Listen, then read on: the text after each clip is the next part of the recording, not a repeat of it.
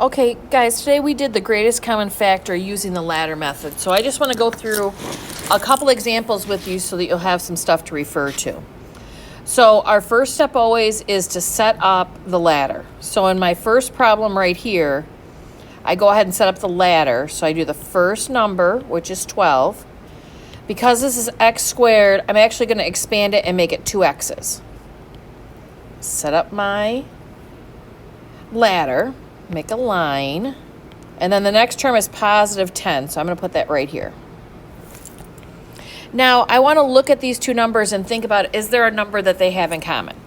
So a number that they have in common would be one that would go into it evenly. So 12 and 10 both have 2's that will go into them. So 12 divided by 2 would be 6. So I have 6 and 2 x's. And then 10 divided by 2 is going to be 5. Now, when I look at what's left over, they don't have any more common factors. So I'm going to bring this 2 down. This is going to come down. I'm going to put it back together. So it's going to be 6x squared. And this 5 is positive 5, so I'm going to write plus 5. So that's going to be your final piece. Now, this is the greatest common factor. So this is really, we're kind of factoring using that greatest common factor. Now, if I took this and multiplied it back together, you should get 12x squared plus 10. Okay, so let's look at this one. So first thing we do is get our ladder set up. So negative 10, if it's t squared, I'm going to do 2 t's. There's my ladder. And then it's going to be a positive 5t, so that's going to go there. So first thing I look at is 10 and 5. Both have a 5 that will go evenly into them. So negative 10 divided by 5 is negative 2. Bring down my 2 t's. And then if I do 5t divided by 5, it's going to be 1t. Now if I look, I can still tell that they have something in common. They have a t in common. So I'm going to bring down the ladder again, bring down this, and I'm going to take a t out. So basically when you take a t out, what it does is you basically have to cancel a t with every value.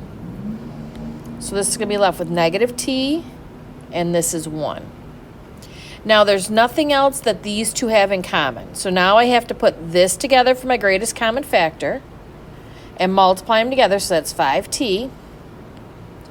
This comes down, it's going to be negative 2t. And this is a positive 1, so it's going to be plus 1. So that's going to be your final factored form using the greatest common factor. Okay, one more. So on this, first thing we're going to do is set up our ladder. So 36, x squared is 2x's. Make my ladder. And then 16x. So if I'm looking at these two, one thing I know is at least 4 is going to go into both of them. So if I take a 36 divided by 4 is going to be 9, so 9 and 2 x's. 16x divided by 4 is going to be 4x. So now if I look, these do not have any more numbers in common, but they do have an x.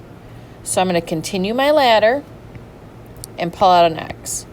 So when I pull out an x, that basically cancels an x on each one. So I'm left with 9x and 4. And now I have nothing left here, so we got to put it together.